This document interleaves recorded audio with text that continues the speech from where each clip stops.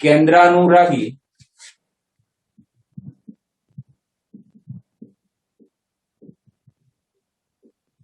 વિસ્થાપન પ્રક્રિયા. બીજી પ્રક્રિયા છે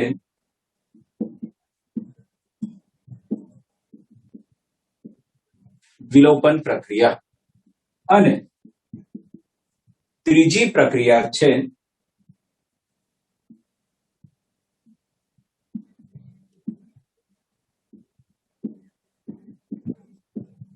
ધાતુ સાથેની પ્રક્રિયા.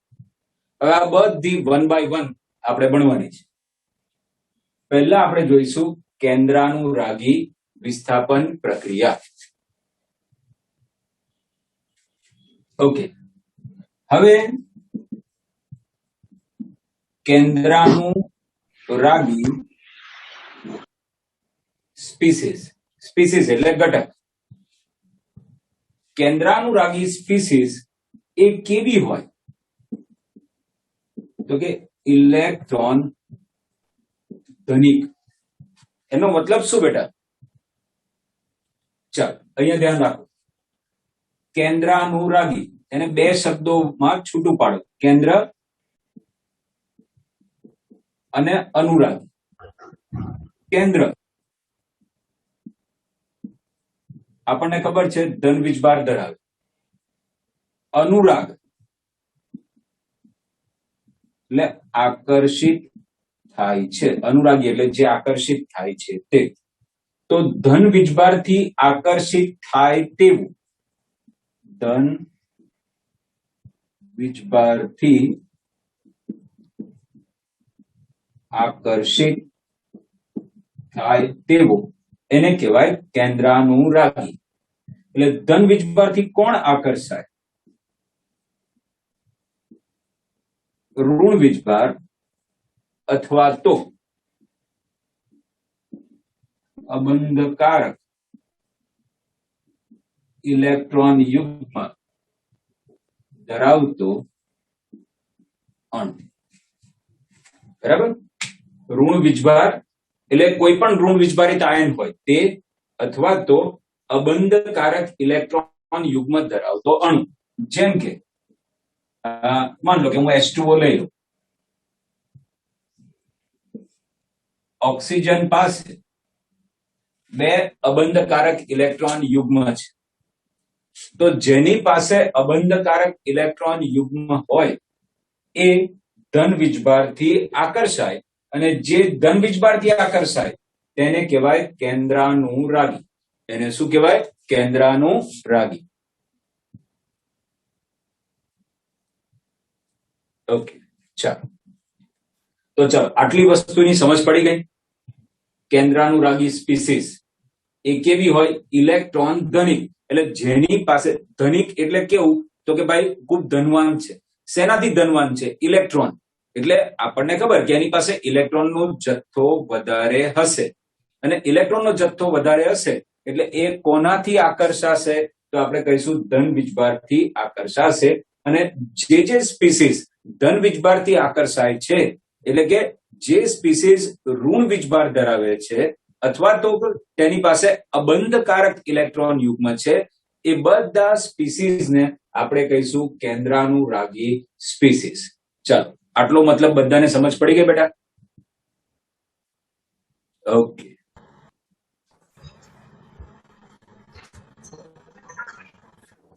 અવાજ બેટા મારો ક્લિયર આવે છે? હા સર. હા સર, ક્લિયર. ક્લિયર. હા બેટા બોલો. મુસ્તાને સ્ક્રીનશોટ પર.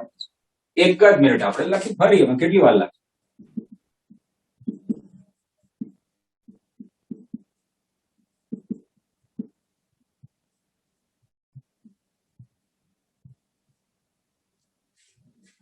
ઓકે, હા થઈ ગયું સર. ચાલો ઓકે બેટા. હવે જરા ધ્યાનથી સમજજો. આ હેલો આલ્કેન,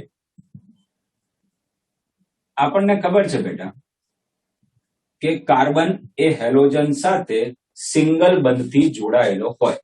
આપણને બીજું શું ખબર છે? હેલોજનની વિદ્યુત ઋણતા એ કાર્બન કરતા વધારે છે, માટે હેલોજન સી બોન્ડ એક્સ બંધના ઇલેક્ટ્રોનને પોતાની તરફ આકર્ષે, માટે હેલોજન પર આંશિક ઋણવિજભાર અને કાર્બન પર આંશિક ધન વીજભાર ઉદ્ભવે. એટલે આને હું કેવી રીતે બતાવું? આંશિક ઋણ વીજભારને ડેલ્ટા માઇનસ અને આંશિક ધન વીજભારને ડેલ્ટા પ્લસ આના તરીકે મેં દર્શાવ્યું. હવે કોઈ પણ કેન્દ્રાનુરાગી, મેં કીધું તેમ કેન્દ્રાનુરાગી એટલે ઋણ વીજભારિત હોય કાં તો અબંધકારક ઇલેક્ટ્રોન યુગ્મ ધરાવતો હોય. તો મેં અહીંયા બતાવ્યું NU શું કરવા લખ્યું? ઇંગ્લિશમાં આપણે કહીએ કેન્દ્રાનુરાગીને ન્યુક્લિયોફાઇલ, એટલે ન્યુક્લિયોફાઇલ માંથી આપણે ઉઠાયું NU માઇનસ. હવે ધ્યાનથી સમજો, અત્યારે આ કાર્બન 4 બંધથી જોડાયેલો છે, એટલે કાર્બન 4 બંધ બનાવે અને એના 4 બંધ અત્યારે ઓલરેડી છે જ. હવે આ ઋણ વીજભારિત ઘટક છે, તો ઋણ વીજભારિત ઘટક કોના પર એટેક કરે, કોના ઉપર હુમલો કરે? તો આપણને ખબર, જે ધન વીજભાર હોય તેના પર જ. તો ધન વીજભારિત અહીંયા કોણ છે? કાર્બન. એટલે આ હુમલો કરશે કોના ઉપર? કાર્બન ઉપર. તકલીફ શું થાય બેટા કાર્બન ઉપર હુમલો કરે તો? જો અહીંયા એક જ મિનિટ. હા, ઓકે, ચાલો. જ્યારે આ માઇનસ વાળો ભાગ ધન વીજભારિત કાર્બન ઉપર હુમલો કરે તો એની સાથે બંધ બનાવવાનો પ્રયત્ન કરે. કોઈ કે સર કાર્બન કેવી રીતે એની સાથે બંધ બનાવશે? કારણ કે કાર્બન પાસે તો પહેલેથી 4 બંધ છે. કાર્બન કોઈ દિવસ 5 બંધ તો બનાવે નહીં. તો સ્વાભાવિક છે એક બંધ આપણે તોડવો જ પડશે. તો અહીંયા શું થશે? જ્યારે આ કેન્દ્રાનુરાગી આ ધન વીજભારિત આંશિક ધન વીજભારિત કાર્બન ઉપર હુમલો કરે ત્યારે આ હેલોજન છે, કાર્બન અને હેલોજન વચ્ચેના બંધની તૂટવાની શરૂઆત થઈ જાય. ઓકે, એમાં ઋણ વીજભારિત અથવા વધારે વિદ્યુત ઋણતા વાળો કોણ છે? તો કે હેલોજન. એ હેલોજન શું કરશે? બંધના ઇલેક્ટ્રોન લઈને છૂટો પડશે. એટલે કાર્બન અને ન્યુક્લિયોફાઇલ એટલે કેન્દ્રાનુરાગી, એ બંને વચ્ચે નવો બંધ બનશે અને આ જે જૂનો બંધ હતો સી બોન્ડ એક્સ એ તૂટશે અને એ બંધના બંને ઇલેક્ટ્રોન કોણ લઈને જશે? હેલોજન. એટલે અહીંયા થયું શું? હેલોજનનું વિસ્થાપન થયું. શેના વડે થયું? કેન્દ્રાનુરાગી વડે. માટે આ પ્રક્રિયાને કહીએ કેન્દ્રાનુરાગી વિસ્થાપન પ્રક્રિયા. હવે અહીંયાથી દૂર થતો સમૂહ કોણ છે? તો કે ભાઈ હેલોજન છે. તેને અવશિષ્ટ સમૂહ તરીકે ઓળખવામાં આવે છે. જે દૂર થતો સમૂહ છે એને અવશિષ્ટ સમૂહ તરીકે ઓળખવામાં આવે છે. એટલે હવે થશે શું? તો બેટા આ કાર્બન સાથે કોણ જોડાયો? NU, બરાબર, અને આ હેલોજન જતો રહ્યો. આટલી સમજ પડી બેટા? કોઈ તકલીફ? Okay okay.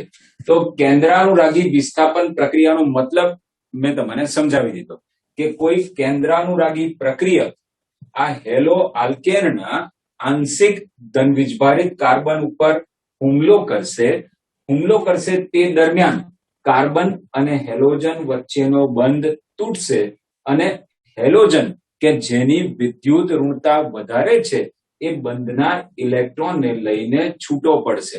કેમ ગયો બેટા? કાર્બનની બંધ બનાવવાની ક્ષમતા કેટલી છે? 4ની.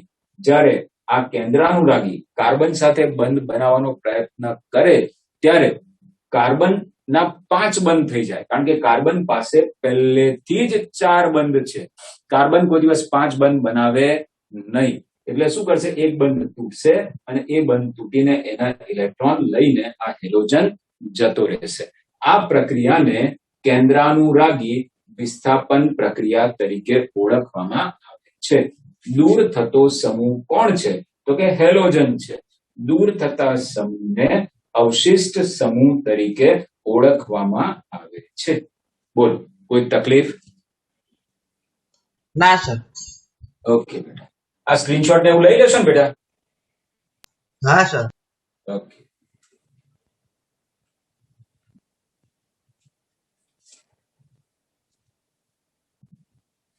હવે બીજી એક અગત્યની વાત, બેટા, કેટલાક કેન્દ્રાનુરાગી એવા હોય કે જેમાં બંધ બનાવનાર પરમાણુઓ બે હોય. એટલે કોઈ એટલે શું? દાખલા તરીકે મારી પાસે Cn- છે, આ એક કેન્દ્રાનુરાગી છે. હવે આ જે કેન્દ્રાનુરાગી પ્રક્રિયક છે એમાં કાર્બન પણ બંધ બનાવે અને નાઇટ્રોજન પણ બંધ બનાવી શકે, કારણ કે નાઇટ્રોજન પાસે પણ અબંધકારક ઇલેક્ટ્રોન યુગ્મ તો ખરો જ બેટા. આપણને ખબર ને, નાઇટ્રોજન લુઈસ બંધારણ જોયું હશે, 1s2 2s2 2p3, આ બાહ્યતમ કક્ષા, એટલે આ 2s અને આ 2p. આ બાહ્યતમ કક્ષામાં s માં 2 ઇલેક્ટ્રોન અને p માં 3. તો આપણે હુન્ડના નિયમ પ્રમાણે ગોઠવી દીધા. એટલે નાઇટ્રોજન જે છે એની પાસે એક આ યુગ્મ અને બાકીના 3 સિંગલ ઇલેક્ટ્રોન. સિંગલ ઇલેક્ટ્રોન ને આપણે કેવા કહીએ? અયુગ્મિત ઇલેક્ટ્રોન. સિંગલ ઇલેક્ટ્રોન ને આપણે શું કહીશું? અયુગ્મિત ઇલેક્ટ્રોન. એટલે નાઇટ્રોજન પાસે આવું યુગ્મ છે, અબંધકારક ઇલેક્ટ્રોન યુગ્મ છે, એટલે એ પણ ઇલેક્ટ્રોન આપીને બંધ બનાવી શકે અને કાર્બન પણ બંધ બનાવી શકે. ધારો કે કાર્બન બંધ બનાવે તો શું બને?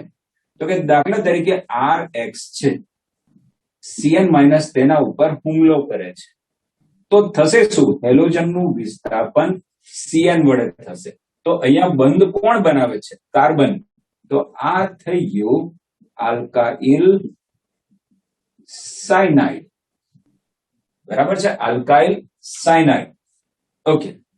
હવે બેટા ધારો કે Cn- હુમલો કરે છે, પણ ત્યાં કોણ બંધ બનાવે છે? નાઇટ્રોજન. તો આવી રીતે બંધ બનશે. તો આ થઈ ગયું આઇસોસાયનાઇડ, આલ્કાઇલ આઇસોસાયનાઇડ. બરાબર છે, આલ્કાઇલ આઇસોસાયનાઇડ. એટલે આમાં Cn- કેન્દ્રાનુરાગી પ્રક્રિયક છે, એનાથી 2 પ્રકારના સંયોજનો મળે છે. એક આલ્કાઇલ સાયનાઇડ, એટલે કે R બોન્ડ Cn, જ્યાં કાર્બને ધન વિજભારિત, આંશિક ધન વિજભારિત આ જે Cn- છે ને બેટા, એ Cn- ના કાર્બને આ જે R બોન્ડ X ના જે આ R વાળો આલ્કાઇલ સમૂહ છે એના કાર્બન સાથે બંધ બનાવે. તો જ્યારે Cn- નો કાર્બન બંધ બનાવે તો આપણને મળે આલ્કાઇલ સાયનાઇડ, અને Cn- નો નાઇટ્રોજન બંધ બનાવે R સાથે તો આપણે કહીશું આઇસોસાયનાઇડ, આલ્કાઇલ આઇસોસાયનાઇડ અથવા આઇસોનાઇટ્રાઇલ. બોલ, આટલે સુધી સમજ પડી?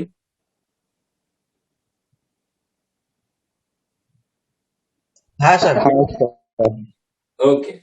હવે ઓકે, એટલે આવો જે સમૂહ છે, આવો જે કેન્દ્રાનુરાગી પ્રક્રિયક છે કે જે 2 પ્રકારથી જોડાઈ શકે છે, એને ઉભયદંતી કેન્દ્રાનુરાગી પ્રક્રિયક તરીકે ઓળખવામાં આવે છે. ઉભયદંતી કેન્દ્રાનુરાગી પ્રક્રિયક તરીકે એને ઓળખવામાં આવે છે. ફરીથી કહું છું બેટા, ઉભયદંતી કેન્દ્રાનુરાગી પ્રક્રિયક એટલે શું? તો કે ભાઈ એવો કેન્દ્રાનુરાગી જેમાં આ જે છે દાખલા તરીકે CN- એમાં બે પરમાણુ, એક તો ધારો કે કાર્બન પણ બંધ બનાવી શકે અને નાઇટ્રોજન પણ ઇલેક્ટ્રોન આપીને બંધ બનાવી શકે એમાં, બરાબર છે. એટલે બે પરમાણુઓ બંધ બનાવવાની ક્ષમતા ધરાવે છે.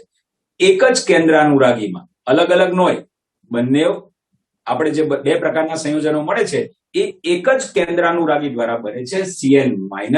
એમાં મેં તમને સમજાવ્યું કે કાર્બન એ R સાથે બંધ બનાવે તો આલ્કાઇલ સાયનાઇડ સંયોજનો બનાવે અને નાઇટ્રોજન એ R સાથે બંધ બનાવે તો આઇસોસાયનાઇડ સંયોજનો બનાવે. આમ એક જ કેન્દ્રાનુરાગીથી બે પ્રકારના સંયોજનો બને છે. તો આવા કેન્દ્રાનુરાગીને ઉભયદંતી કેન્દ્રાનુરાગી પ્રક્રિયક તરીકે ઓળખવામાં આવે છે. બીજો પણ આવો છે બેટા, કયો એ જુઓ અહીંયા સમજાવો. હા બોલો. કઈ નહીં સર. ઓકે, છે કોઈ ડાઉટ છે બેટા?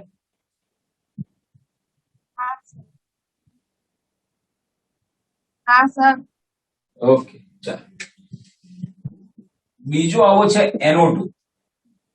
NO2 માં જો ઓક્સિજન બંધ બનાવે બેટા R સાથે તો એને કહીશું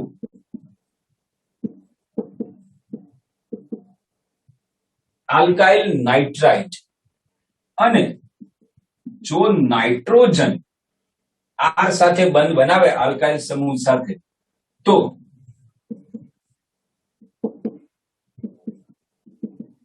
નાઇટ્રો આલ્કેન કહેવાય. એટલે તમે અહીંયા જોઈ શકો કે જો બંધ ઓક્સિજન દ્વારા બને તો આપણને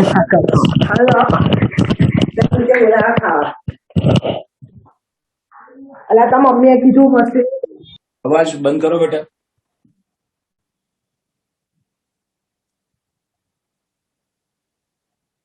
ઓકે, ચાલો અહીંયા ધ્યાન. એટલે NO2 પણ એવો કેન્દ્રાનુરાગી પ્રક્રિયક છે. NO2- ની આપણે વાત કરીએ, બરાબર છે. તો એવો કેન્દ્રાનુરાગી પ્રક્રિયક છે બેટા કે જે શું કરશે કે ભાઈ ત્યાં નાઇટ્રોજન પણ ઇલેક્ટ્રોન આપી શકશે અને ઓક્સિજન પણ ઇલેક્ટ્રોન આપીને બંધ બનાવી શકશે. એટલે આમ એક જ કેન્દ્રાનુરાગીમાં બે એવા સ્થાન છે જે ઇલેક્ટ્રોન આપીને બંધ બનાવી શકે છે. એટલે બે પ્રકારના સંયોજનો બનશે. તો આ પ્રકારના જે કેન્દ્રાનુરાગી છે જેમ કે CN-, NO2- આ બધાને આપણે કહીશું ઉભયદંતી કેન્દ્રાનુરાગી પ્રક્રિયક. બોલો, કોઈ તકલીફ? ના સર. ना सर. હા સર. ના સર. ઓકે બેટા, ચાલો.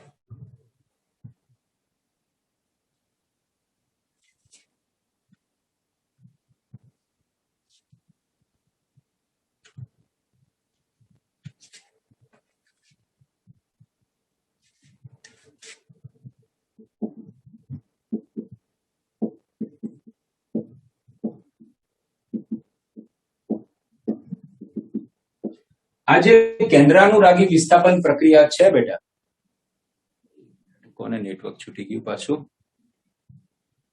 ઓકે, ચાલો. કેન્દ્રાનુરાગી વિસ્થાપન પ્રક્રિયા બે પ્રકારની, SN1 અને SN2. SN1 એટલે આ કેવું બેટા? ન્યુક્લિયોફિલિક સબસ્ટિટ્યુશન. પણ કેવું બેટા?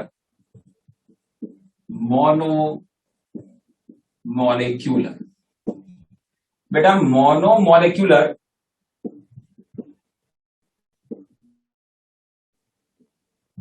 એટલે એક આણ્વીય. ન્યુક્લિયોફિલિક સબસ્ટિટ્યુશન એટલે ન્યુક્લિયોફિલિક એટલે કેન્દ્રાનુરાગી અને સબસ્ટિટ્યુશન એટલે વિસ્થાપન. એટલે એક આણ્વીય કેન્દ્રાનુરાગી વિસ્થાપન પ્રક્રિયા એને કહેવાય SN1. બરાબર, એને આપણે શું કહીશું? SN1 પ્રક્રિયા. એટલે આ S કોના માટે? સબસ્ટિટ્યુશન એટલે કે વિસ્થાપન. N કોના માટે? ન્યુક્લિયોફિલિક એટલે કે કેન્દ્રાનુરાગી. અને એક કોના માટે? તો કે એક અણુ સંકળાયેલો છે એટલે એક આણ્વીય કેન્દ્રાનુરાગી વિસ્થાપન પ્રક્રિયા. એવી રીતે આના માટે બાય મોલેક્યુલર ન્યુક્લિયોફિલિક સબસ્ટિટ્યુશન એટલે કે દ્વિઆણ્વીય, બાય એટલે બે, દ્વિઆણ્વીય કેન્દ્રાનુરાગી વિસ્થાપન પ્રક્રિયા. બોલો ક્લિયર? એટલે કેન્દ્રાનુરાગી પ્રક્રિયા કેટલા પ્રકારની? તો આપણે કીધું બે પ્રકાર, એક SN1 અને બીજું SN2.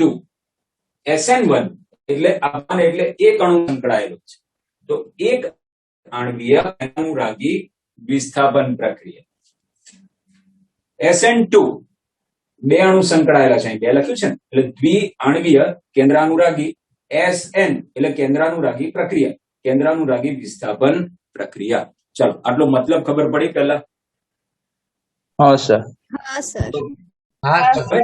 SN1 પ્રક્રિયા છે એ બેટા બે તબક્કામાં થાય અને SN2 પ્રક્રિયા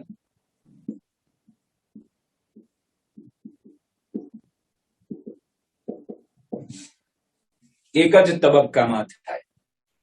અને એક કેવી રીતે એ હવે આપણે બંને પ્રક્રિયાઓ વિસ્તારથી સમજવાની છે, બરાબર?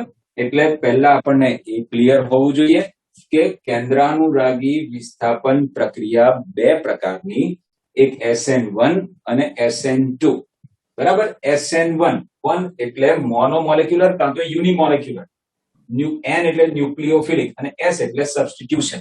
એનું ગુજરાતી કરીએ, જો મોનો એટલે એક અને મોલેક્યુલર એટલે આણ્વીય, એક આણ્વીય, ન્યુક્લિયોફિલિક એટલે કેન્દ્રાનુરાગી અને સબસ્ટિટ્યુશન એટલે વિસ્થાપન, એટલે એક આણ્વીય કેન્દ્રાનુરાગી વિસ્થાપન પ્રક્રિયા. બીજી છે SN2 bimolecular nucleophilic substitution. Bi એટલે બે, મોલેક્યુલર એટલે આણ્વીય, દ્વિઆણ્વીય કેન્દ્રાનુરાગી વિસ્થાપન પ્રક્રિયા. પછી મેં એવું કીધું SN1 પ્રક્રિયા બે તબક્કામાં પૂર્ણ થશે, જ્યારે SN2 પ્રક્રિયા એક જ તબક્કામાં થાય. હવે વન બાય વન બંને પ્રક્રિયાઓને આપણે ડિટેલમાં જોઈએ.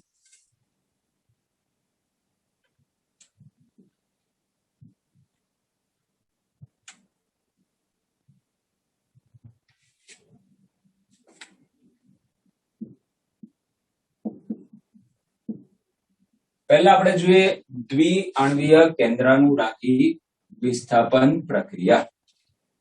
એ કેવી રીતે થાય? દાખલા તરીકે મારી પાસે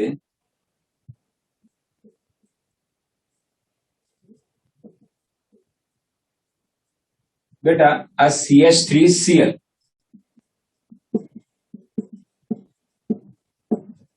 ક્લોરોમિથેન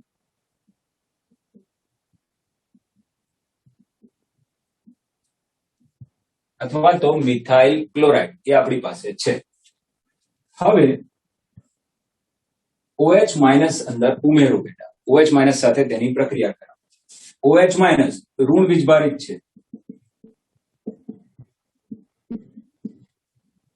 ઋણ વીજભારિત છે માટે કેન્દ્રાનુરાગી કહેવાય. હવે આ ક્રિયા દરમિયાન આપણને ખબર છે C અને Cl માં Cl ની વિદ્યુત ઋણતા વધારે, એટલે એના ઉપર આંશિક ઋણ, કાર્બન ઉપર આંશિક ધન. હવે OH- હુમલો કરશે બેટા, તો કોના ઉપર હુમલો કરશે? એ પોતે ઋણ વીજભારિત છે એટલે ધન વીજભારથી આકર્ષે, એ ધન વીજભારિત કાર્બન ઉપર હુમલો કરે. હવે બેટા આમાં કેવું હોય, જ્યાં સુધી OH- કાર્બન સાથે જોડાવા તૈયાર ના હોય ત્યાં સુધી Cl અહીંથી છૂટો પડશે નહીં, અને Cl જ્યાં સુધી અહીંથી છૂટો પડવા રાજી ના થાય ત્યાં સુધી OH- તેના ઉપર હુમલો કરશે નહીં. ફરીથી કહું છું, જ્યાં સુધી OH માઇનસ આ કાર્બન સાથે જોડાવા તૈયાર ના હોય ને ત્યાં સુધી Cl માઇનસ ના જાય, અને જ્યાં સુધી Cl માઇનસ જવા તૈયાર ના હોય ને ત્યાં સુધી OH માઇનસ અહીં આવે નહીં. તો બેટા એક વસ્તુ બિલકુલ ક્લિયર હોવી જોઈએ કે એવું કેમ થતું હશે, કોઈ પણ પ્રક્રિયા કેમ થાય? સ્વાભાવિક છે, સ્થિરતા મેળવવા માટે. કોઈ પ્રક્રિયા થાય એનો મતલબ શું કે પહેલા કરતા એને વધારે સ્થિરતા મળી હશે તો જ એ થઈ. જો પહેલા કરતા સ્થિરતા વધતી ના હોય તો એ પ્રક્રિયા થઈ જ ના હોય. બરાબર છે? એટલે OH માઇનસ આવવાથી કઈ ફાયદો થતો હશે ને તો જ આ પ્રક્રિયા થશે, નહીં તો પ્રક્રિયા થશે નહીં. આટલી વસ્તુ દિમાગમાં બિલકુલ નાખી દેવાની. હવે એનો મતલબ આ પ્રક્રિયા થવાનો આધાર એકલા આના પર બી નથી કે એકલા આના પર બી નથી, બંને ઉપર છે. બંને ઉપર આ પ્રક્રિયા આધારિત છે. મેં પહેલા જ કીધું કે OH માઇનસ જ્યાં સુધી આવે નહીં ત્યાં સુધી Cl જવાનો જ નથી, અને જ્યાં સુધી Cl જવાની તૈયારી નહીં બતાવે ત્યાં સુધી OH માઇનસ ત્યાં આવવાનું જ નથી. એટલે આ પ્રક્રિયાનો વેગ બંને ઉપર આધાર રાખે છે. બેટા આ જે છે ને એને તમે 11માં ભણી ગયા ને, પ્રક્રિયાર્થી અને પ્રક્રિયક. કોને કહેવાય બેટા પ્રક્રિયાર્થી અને પ્રક્રિયક?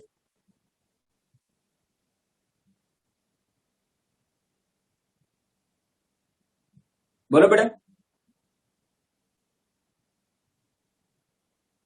યાદ છે કે ભૂલી ગયા બેટા? જે પ્રક્રિયા કરે તે પ્રક્રિયક અને જેને મદદ કરે તે પ્રક્રિયાર્થ. કેવું બેટા? ફરીથી બોલજો. જે પ્રક્રિયા કરે તે પ્રક્રિયક અને જે પ્રક્રિયા કરવામાં મદદરૂપ થાય તેને પ્રક્રિયાર્થી. ના ના ના, તો પછી આમાં પ્રક્રિયક કોણ ને પ્રક્રિયાર્થી કોણ?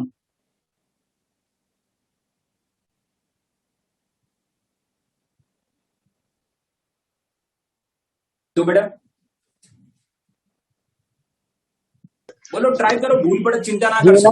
જેના પર પ્રક્રિયા થાય એ પ્રક્રિયાર્થી, અને જે પ્રક્રિયા જેના પર કરે એ પ્રક્રિયક. હુમલો કરે છે, એ હુમલો કરે છે કોણ છે? એ પ્રક્રિયક. ઓકે, બરાબર. એટલે આના ઉપર હુમલો થાય છે ને બેટા, એટલે આ આપણને કાર્બન વાળું સંયોજન આપશે, એટલે આ આપણા માટે પ્રક્રિયાર્થી, અને આ શું થયું બેટા? પ્રક્રિયક. ચાલો, આટલી સમજ પડી? હા સર. શું કીધું મેં બેટા? જે હુમલો કરે છે એ શું છે? પ્રક્રિયક. આના ઉપર હુમલો થયો ને અને કાર્બન વાળું આ સંયોજન આપશે આપણને, તો એ થયો પ્રક્રિયાર્થી. તો આ આખી પ્રક્રિયાનો વેગ બે વસ્તુઓ ઉપર આધાર રાખે, આના પર પણ અને આના ઉપર. એટલે કે વેગ એ બંને ઉપર આધારિત છે, S અને Nu. કોઈ કે S એટલે શું?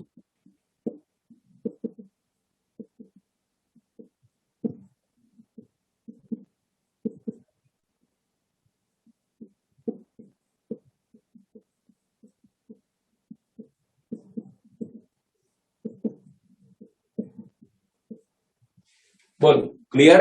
આટલું? વેગ બરાબર કે સબસ્ટ્રેટ એટલે કે પ્રક્રિયાર્થીની સાંદ્રતા ઇન્ટુ Nu એટલે કે કેન્દ્રાનુરાગીની સાંદ્રતા. એટલે આખી પ્રક્રિયા થવાનો આધાર બંને ઉપર છે. આની સાંદ્રતા બદલાય તો પણ પ્રક્રિયાનો વેગ બદલાય, આની સાંદ્રતા બદલાય તો પણ પ્રક્રિયાનો વેગ બદલાય. ચોરસ કૌંસ શું બતાવે છે? સાંદ્રતા. ખરું કે નહીં? 7મા ચેપ્ટરમાં ભણી ગયા કે નહીં? હા સર. બરાબર છે. એટલે ચોરસ કૌંસ સાંદ્રતા બતાવે છે. આ S ની સાંદ્રતા એટલે કે પ્રક્રિયાર્થીની સાંદ્રતા, Nu ની સાંદ્રતા એટલે કે કેન્દ્રાનુરાગીની સાંદ્રતા. આમ આ પ્રક્રિયાનો વેગ બંને ઉપર આધાર રાખે છે, માટે આપણે કહીએ છીએ દ્વિઆણ્વીય કેન્દ્રાનુરાગી વિસ્થાપન પ્રક્રિયા. બરાબર? માટે આ પ્રક્રિયાને શું કહીએ છીએ?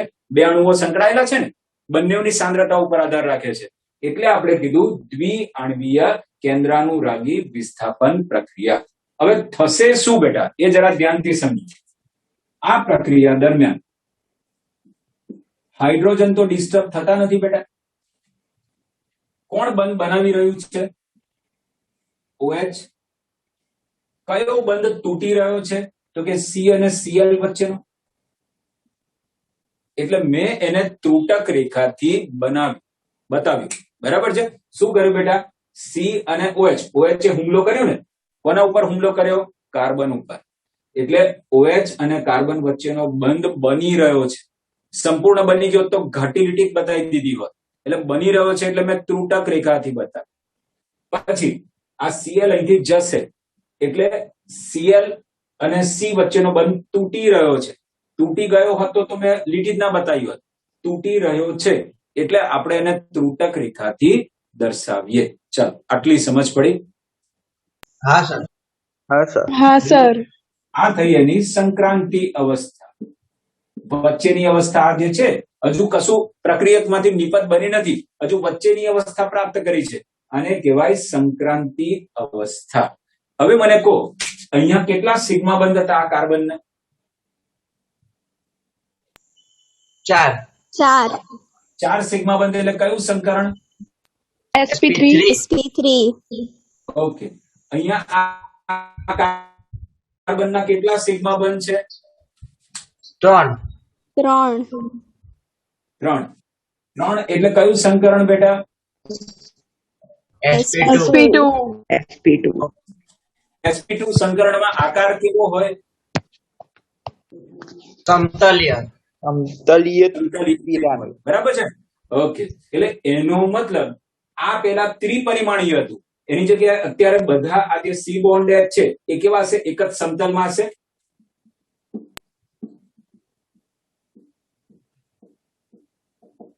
હા કે ના?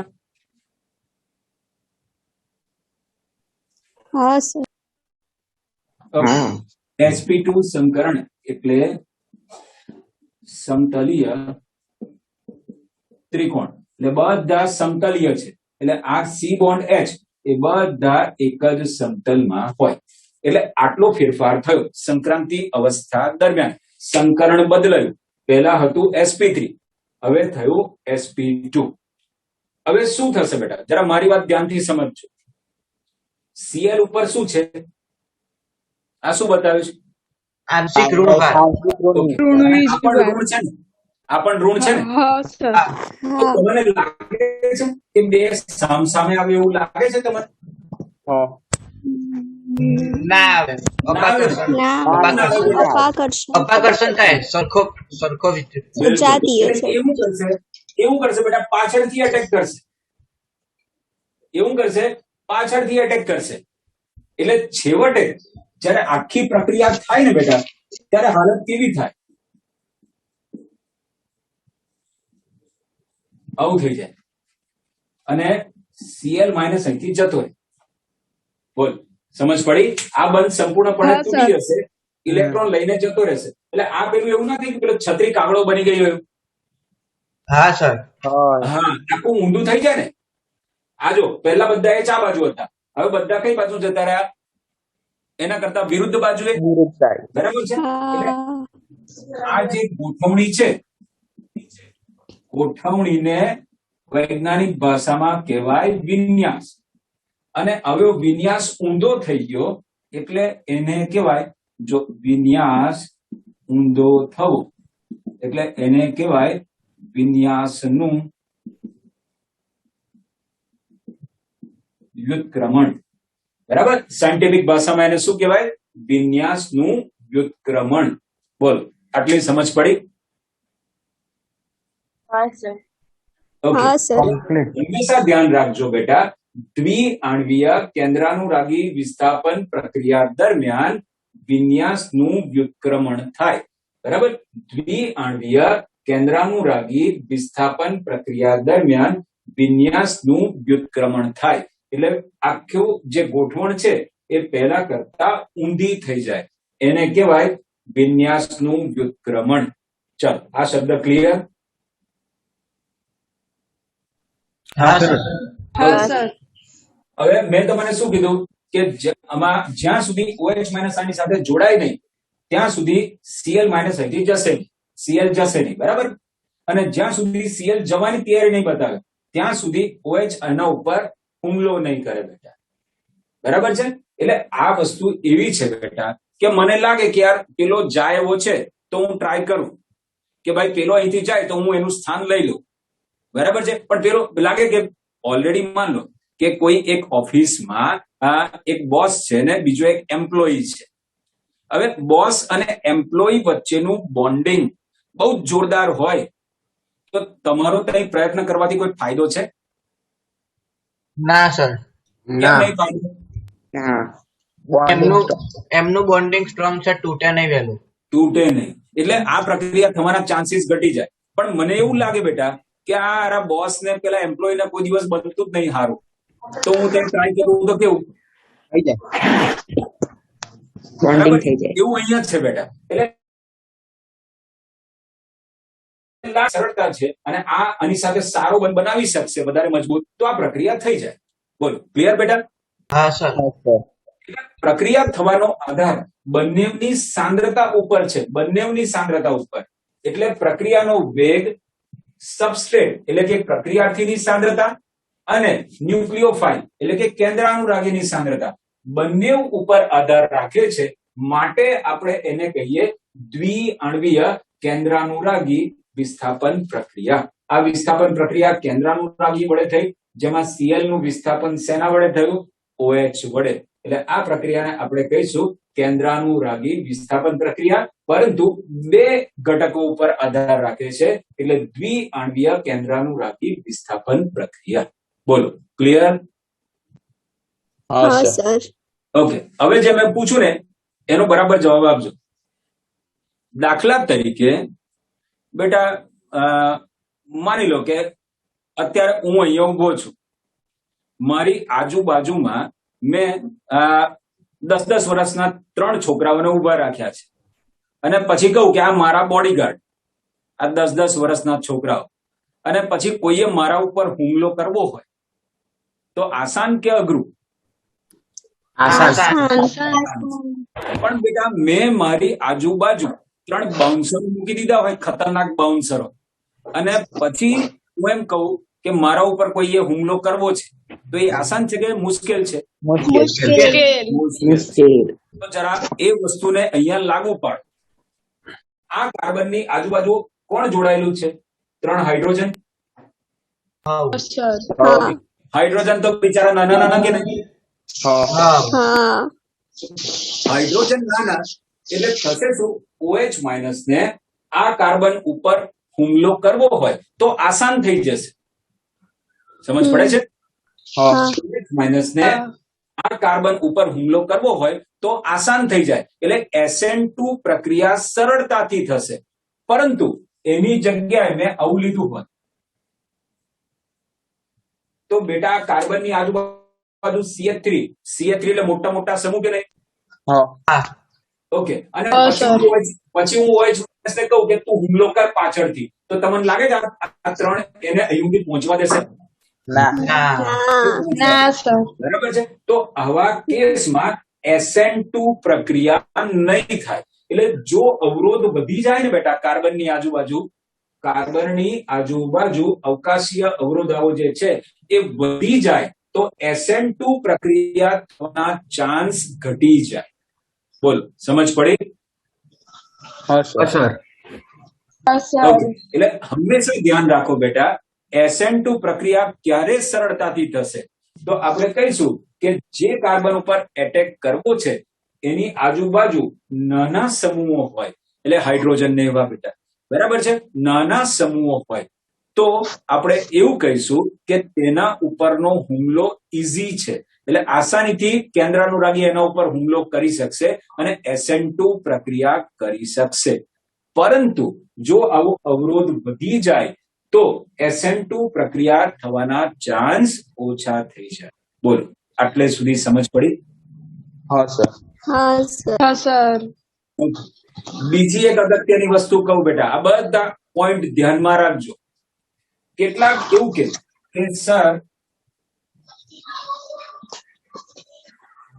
આ OH માઇનસ આવવાની રાહ કેમ જોવાની? Cl ને આપણે પહેલા કાઢી ના મૂકીએ? આવું કઈ કરવું છે?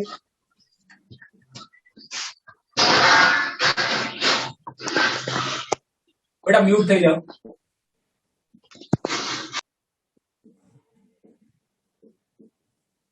આવું કરીને કાઢી મૂકો ને તો હું કહું ચાલ લાગ કાઢી બી મૂક્યો. હવે હું જે કહું એ જરા મને એનો વ્યવસ્થિત જવાબ આપજો. દાખલા તરીકે કોઈ એક ઘરમાં 4 વ્યક્તિ છે, માતા પિતા, એક નાનો ભાઈ કે બહેન અને તમે મોટા છો, બરાબર છે. હવે અચાનક માની લો કે ઘરમાં કોઈ બીમાર છે, ધારો કે, બરાબર છે, અને તમારે બહાર જવું પડે એવું છે, તો શું તમે જશો? ના, નહીં જઈએ. નહીં જઈએ. કેમ નહીં જાવ? કારણ કે તમારા ગયા પછી એની સાર સંભાળ કોણ રાખશે? એમને સાચવશે કોણ? કારણ કે તમારા જવાથી એમને સ્થિરતા મળતી નથી, ઉલટા કિના એ તકલીફમાં આવી જાય છે. એટલે તમે જવાનું પસંદ નહીં કરો. હા કે ના? હા. પણ ધારો કે એવું થયું કે તમે ઘરમાં નાના છો અને તમારા કરતા ખાસો એવો મોટો ભાઈ કે બહેન છે કે જે મા બાપની સંભાળ રાખી શકે એમ છે, અને પછી તમારે જવાનું થયું, તો તમે જશો? જઈશું. એટલે તમારા ગયા પછી જોયું તમે કે ઘરમાં સ્થિરતા જળવાઈ રહે છે, તો તમે જવાનું પસંદ કર્યું, ખરું કે નહીં? ઓકે. જો તમારા જવાથી ઘરમાં સ્થિરતા જળવાઈ રહેતી હોય તો જ તમે જવાનું પસંદ કરશો, પરંતુ તમારા જવાથી ઘરમાં સ્થિરતા ના મળતી હોય તો તમે જવાનું પસંદ કરશો નહીં. એગ્રી ને બેટા? હા સર. ઓકે. હવે એ જ વસ્તુ પણ કે ધારો કે આ સીએલ જતો રહ્યો, સીએલ ગયા પછી તમે જુઓ આ શું બન્યું બેટા? ઇલેક્ટ્રોન અનુરાગી કાર્બોકેટાયન. આ શબ્દ સાંભળ્યો છે ને? હા સર. ઓકે. કાર્બોકેટાયનની સ્થિરતાનો ક્રમ તો જણાવો બેટા. 1 થી 3 તરફ જતા 3 ડિગ્રી સૌથી વધારે સ્થિર, પછી સેકન્ડ ડિગ્રી અને પછી પ્રાઇમરી. CH3+. હા. હા કે નહીં? હા. ઓકે. તો અહીંયા કયો કાર્બોકેટાયન બન્યો છે? CH3+. એની સ્થિરતા તો સૌથી ઓછી છે ને? હા. તો તમે શું બનો? આવું શક્ય બનશે? ના. કેમ? Cl- જવાથી જે કાર્બોકેટાયન બન્યો ને બેટા, એ કેવો સ્થાયી નથી. સ્થાયી નથી એટલે C અને Cl વચ્ચેનો બંધ પહેલા તૂટતો નથી. કોની રાહ જોવાય છે કે OH- આવે અને એને થોડો સહારો આપે તો હું અહીંથી નીકળું. સમજ પડી? હા સર. આ પ્રક્રિયા થવાનો આધાર બંને બેટા. એવું નહીં કે ભાઈ OH- આવે કે ના આવે હું તો આ ચાલ્યો, એવું નથી. Cl- એવું કરતો નથી. Cl- કે આ જો હું નીકળી જઈશ ને તો આ લોચો પડશે કે ભાઈ કાર્બોકેટ બનશે.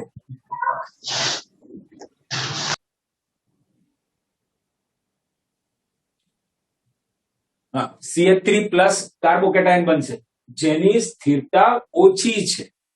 એટલે Cl- પહેલેથી જ નીકળી જતો નથી. એ રાહ જુએ છે કે જ્યાં સુધી OH- નહીં આવે ત્યાં સુધી હું જઉં નહીં. હા, જેવો OH- તેની સાથે જોડાવાનો પ્રયત્ન કરે કાર્બન સાથે, એટલે C અને Cl વચ્ચેનો બંધ તૂટવાનું ચાલુ થઈ જાય છે.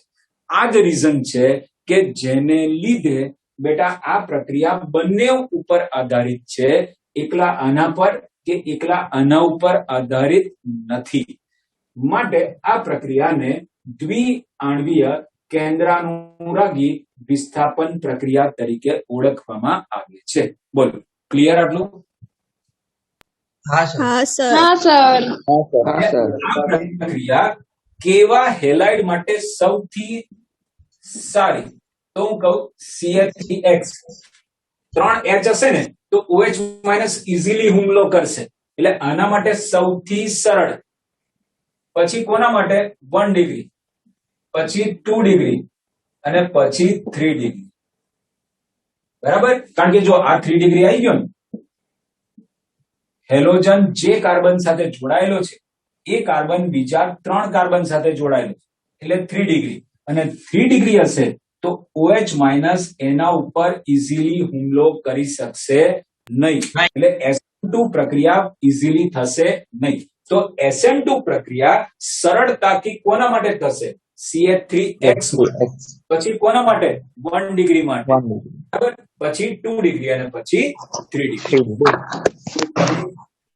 ના ના સર. આટલે સુધી પાક્કી સમજ પડી બેટા? હા સર. હા સર. હા સર. આમાં કોઈ જગ્યાએ ડાઉટ હોય તો મને પૂછી લો બેટા. ના સર. કોઈ ડાઉટ નહીં. ઓકે બેટા.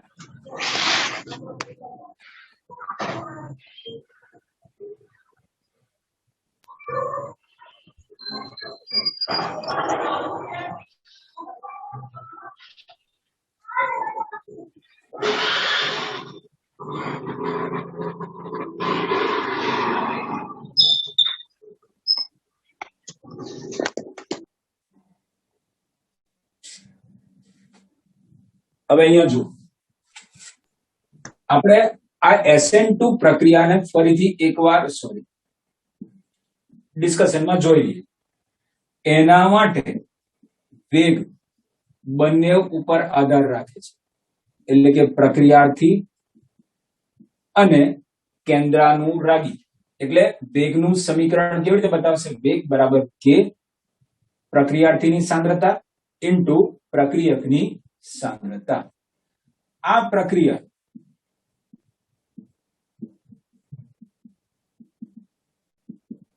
એક જ તબક્કામાં થાય છે, એટલે એક આવી રહ્યો છે અને બીજો જઈ રહ્યો છે, બે કામ સાથે ચાલુ છે, એવું નહીં, વારા ફરતી નથી થતું, એક જ તબક્કામાં પતી જાય છે. એટલે આ પ્રક્રિયા એક જ તબક્કામાં થાય છે. બીજી એક અગત્યની વસ્તુ કહી દઉં બેટા, આ સાંદ્રતાનો જે ઘાતાંક છે ને, સાંદ્રતાનો ઘાતાંક, અહીંયા S ની સાંદ્રતાનો ઘાતાંક કેટલો છે બેટા? 1. અહીંયા પણ આ કેન્દ્રાનુરાગીની સાંદ્રતાનો ઘાતાંક કેટલો છે? 1. તો આ જે વેગ સમીકરણ છે ને, વેગ સમીકરણમાં આ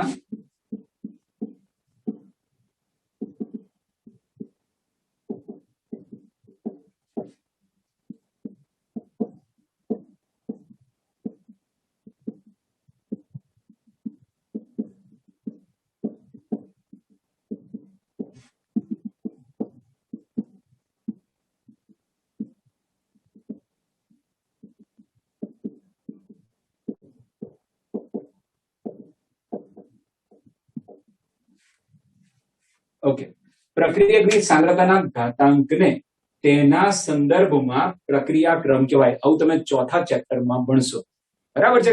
કમલ સર જ્યારે લેશે ત્યારે તમને ભણાવશે બેટા. અત્યારે ખાલી આટલું ધ્યાનમાં રાખો, જ્યારે વેગનું સમીકરણ હોય ને બેટા, તો વેગનું સમીકરણ જે હોય એમાં સાંદ્રતાનો જે ઘાતાંક હોય એ ઘાતાંક, બીજી એક વસ્તુ બેટા, કે આ ઘાતાંક કેવી રીતે નક્કી કરે એવું મનમાં પ્રશ્ન થાય. તો આપણે કહીશું એ માત્ર ને માત્ર પ્રયોગો દ્વારા નક્કી થાય છે. ઘાતાંક કેવી રીતે નક્કી થાય છે? માત્ર અને માત્ર પ્રયોગો દ્વારા, બરાબર છે? સમીકરણ પરથી એની કોઈ માહિતી ના મળે. આ ઘાતાંક માત્ર અને માત્ર પ્રયોગો દ્વારા નક્કી કરવામાં આવે છે. તો એના તત્વયોગમિતીય ગુણાંક પરથી ના થાય ઘાતાંક નક્કી? ના બેટા, આ પ્રક્રિયાક્રમને તત્વયોગમિતીય ગુણાંકો સાથે કોઈ લેવા દેવા નથી, બરાબર? હા, સંતુલન નું જે તમે સમીકરણ લખતા હતા ને બેટા, સંતુલન અચળાંકનું, ત્યાં તમે તત્વયોગમિતીય ગુણાંકો પરથી લખતા હતા, પરંતુ વેગના સમીકરણમાં જે ઘાતાંક લખીએ એ ઘાતાંકને તત્વયોગમિતીય ગુણાંકો સાથે કોઈ જ સંબંધ નથી.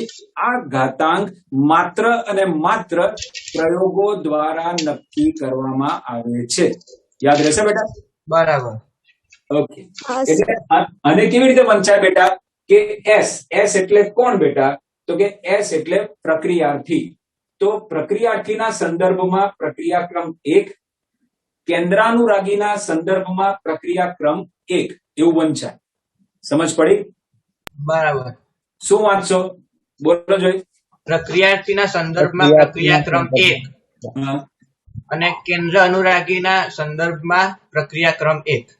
ઓકે, હવે કોઈ મને એવું પૂછે કે પ્રક્રિયાનો ક્રમ કેટલો, તો મારે આ ઘાતાંકોનો સરવાળો કરવો. તો સરવાળો કરો જોઈ. એક ને એક બે.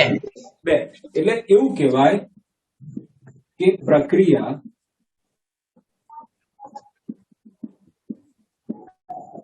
દ્વિતીય ક્રમની છે. સમજ પડી? ઓકે. શું કીધું? ઘાતાંકોનો સરવાળો એટલે શું થઈ ગયો? આખી પ્રક્રિયાનો ક્રમ. Clear?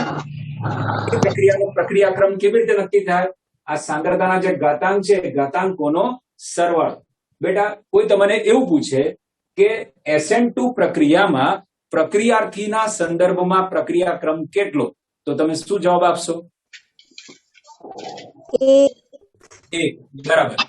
SN2 પ્રક્રિયામાં કેન્દ્રાનુરાગીના સંદર્ભમાં પ્રક્રિયાક્રમ કેટલો? એક. તમને એવું પૂછે કે SN2 પ્રક્રિયામાં પ્રક્રિયાક્રમ કેટલો? બે. બરાબર. કઈ રીતનો જવાબ આપવો સમજ પડી ગઈ? ઓકે. હવે સરળતા કોના માટે સૌથી વધારે છે? CH3X, પછી 1 ડિગ્રી, પછી 2 ડિગ્રી અને પછી 3 ડિગ્રી. બોલો, આટલી સમજ પડી બેટા? હા સર. આ SN2 પ્રક્રિયા વાળો કોન્સેપ્ટ બિલકુલ ક્લિયર બેટા? હા સર. ક્લિયર. તો આજે આટલું રાખીએ બેટા, બીજું આપણે નેક્સ્ટ ટાઈમ જોઈશું. ઓકે, બાય બેટા. Bye sir.